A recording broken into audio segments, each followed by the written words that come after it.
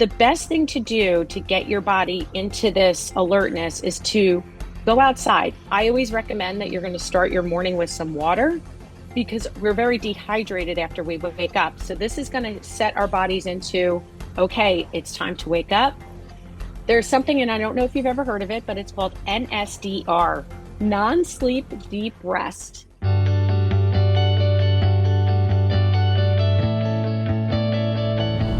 Thank you so much. That was amazing. I want to tell you guys that I am deeply, deeply appreciative of being with you today, this morning, and spending this time talking about such an important topic that I know it touches your heart because it's your lifestyle of working night shifts.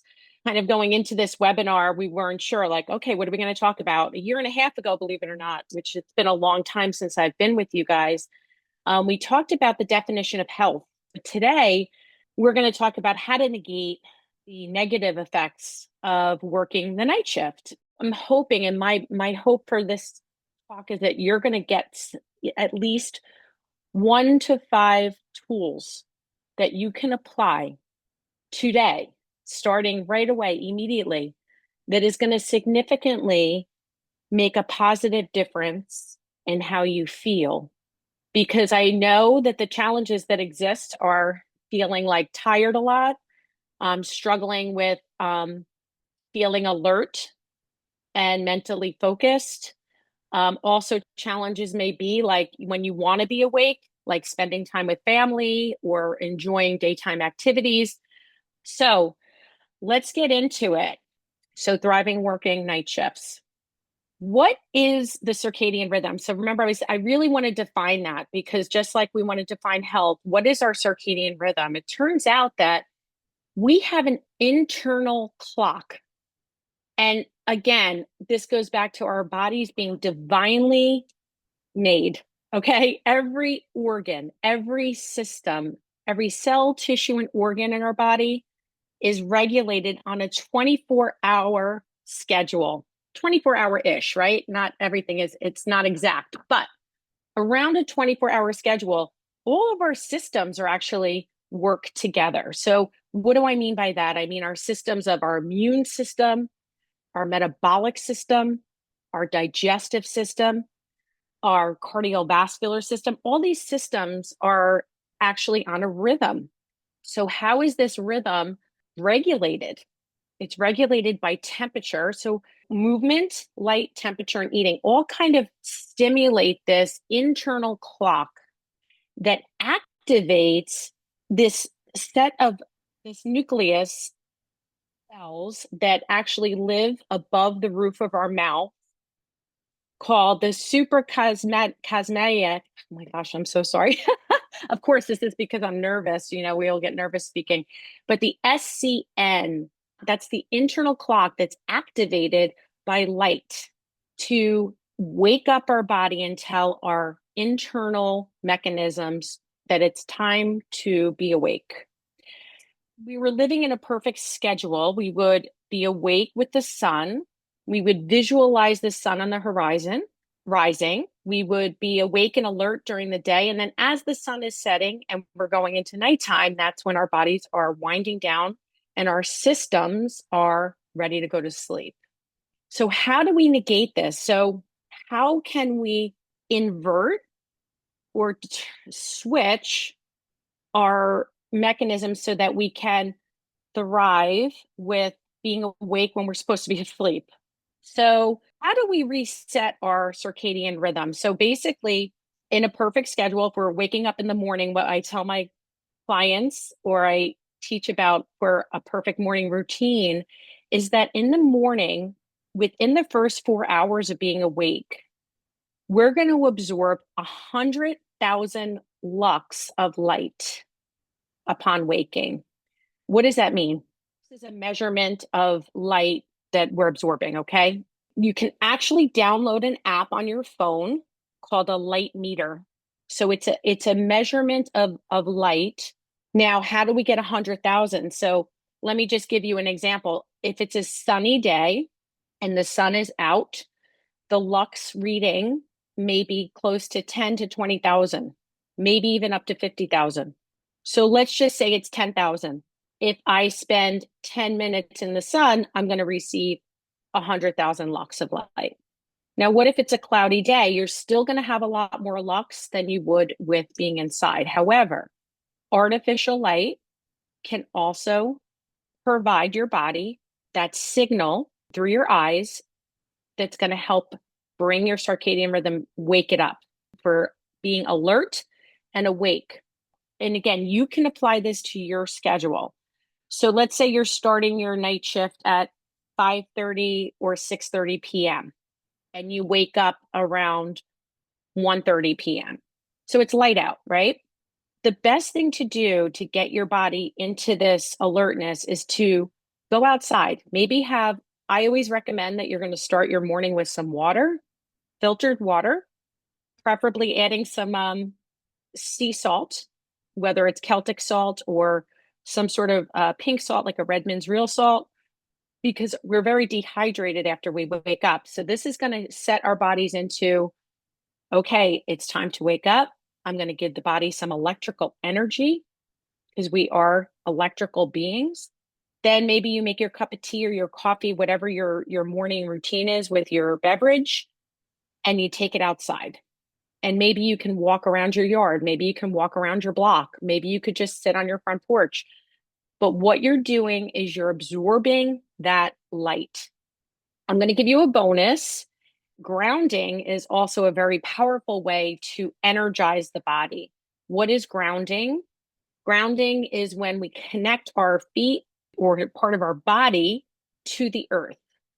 So that would be walking barefoot in the grass, the sand, even the cement, touching like a tree. That's grounding. So if you can couple your morning light or your afternoon light in your case with grounding, that's an extra credit. Now, also, before you go to sleep, you're going to the last 3 hours prior to going to sleep, we want to reduce the light. Actually, if you're working till about 2:30, 3:30 in the morning, it is dark. So you arrive home, maybe you need to wind down a little bit. You want to minimize blue light and devices. So if you are on a device prior to going to sleep within an hour or two, wear those blue blockers. That would be best. They're blue blocking glasses, and it's usually like an amber color, and that's going to block the blue light. Then you're going to use something like an eye mask, comfortable eye mask, and really good ear plugs, and do a blackout or shades or curtain. We want to make it as dark as possible so that you can go into that sleep. We are designed to have fasting periods of time and eating periods of time. So when you're not eating and you're not taking in any caloric foods other than water or tea or coffee, you're considered to be fasting. There's some mechanisms in the body that are designed to work only when fasted.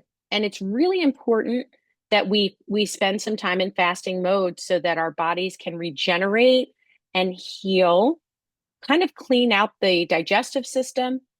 We're not going to talk about intermittent fasting today or long-term fasting. I'm just going to talk about a typical schedule that would be optimal. So we want to fast for at least 12 hours, and that leaves our eating window for 12 hours.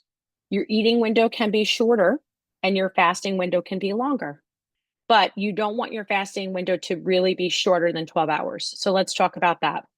Optimally, you're going to eat between 1 to 3 hours, depending on your practice of intermittent fasting when you awake. Our purpose is today to optimally set that circadian rhythm. We're going to eat within 1 to 2 hours of being awake. So let's just say, for example, it's 1:30 in the afternoon and I have to be at work at 5:30. So I'm going to wake up. I'm going to have my water with some electrolytes and mineral salt. I'm going to take my cup of green tea or coffee, and I'm going to go outside. I'm going to spend 20 minutes walking around my yard, getting some light. Maybe I do some grounding. I go back in. Maybe I do some light exercise. Maybe I take a power walk, or maybe I do some weightlifting. And then, or so you do that first, or you can do it after you're going to eat. What are you going to eat? Well, optimally, we're going to shoot for protein. So prioritizing protein will help your body function better and to give it the energy it needs.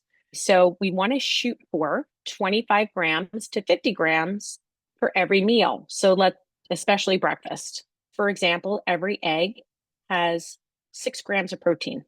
So I would need 4 eggs to hit that 24 grams of protein. I'm almost at the 25. Maybe I have 2 eggs and I have a scoop of my whey isolate protein with, water. These are just some examples.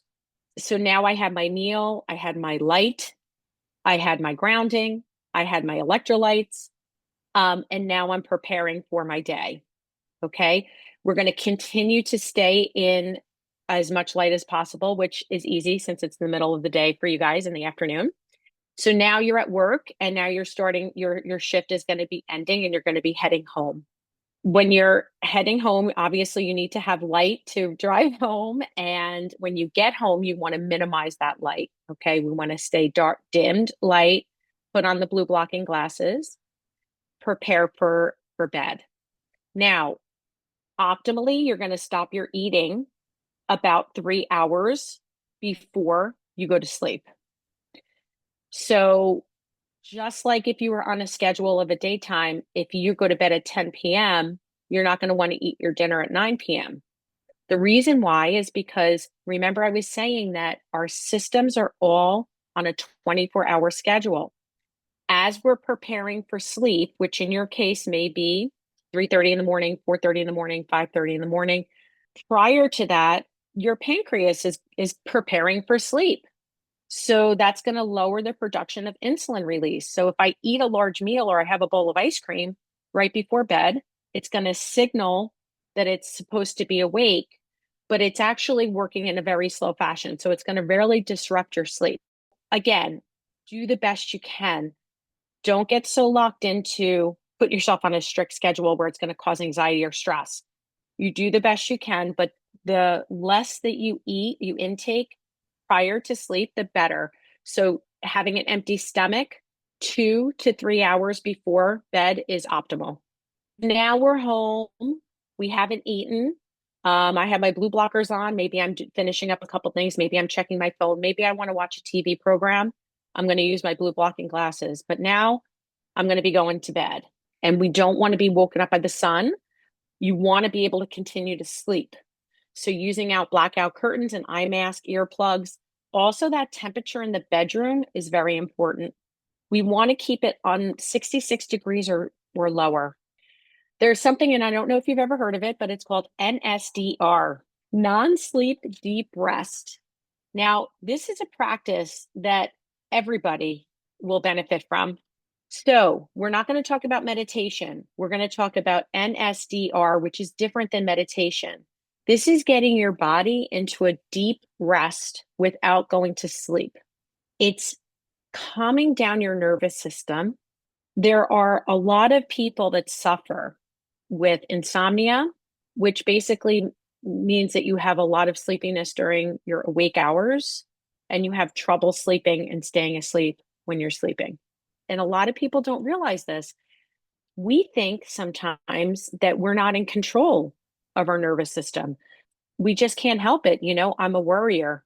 But the truth is that we have to learn how to manage our nervous system and to bring it into a restful state so that we have that balance of fight and flight and rest and repair. If we don't, we're going to have difficulty sleeping. And if we have difficulty sleeping and have poor sleep, we're going to suffer with our health and our mental capacities. So to be optimal at your job and to be optimal with your relationships in your life, you need to prioritize your sleep and the quality of it. It's so important. Non-sleep deep rest practices and protocols can include yoga nidra. So I would encourage you to look up these NSDR protocols on YouTube, and you can find 10-minute, 20-minute protocols. So what you would do is listen to this to kind of bring your body into transition, into sleep. You're going to get in bed, you're going to put your headphones on, and it's going to shift your nervous system into rest and repair. It's going to teach your body and train your mind to relax. So, different roles of movement can produce calm and give us some vitality and energy. So, there's certain types of breath work that can bring your nervous system into a more stimulatory state, and certain types of breath work that bring us into a calming state. This is very individualized. So, I may love a certain type of meditation that doesn't resonate with you, so you have to find yours.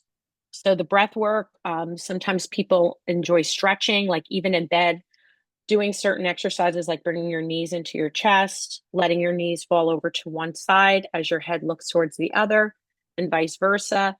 Waking your body up, like in the morning, getting some movement and getting blood flow.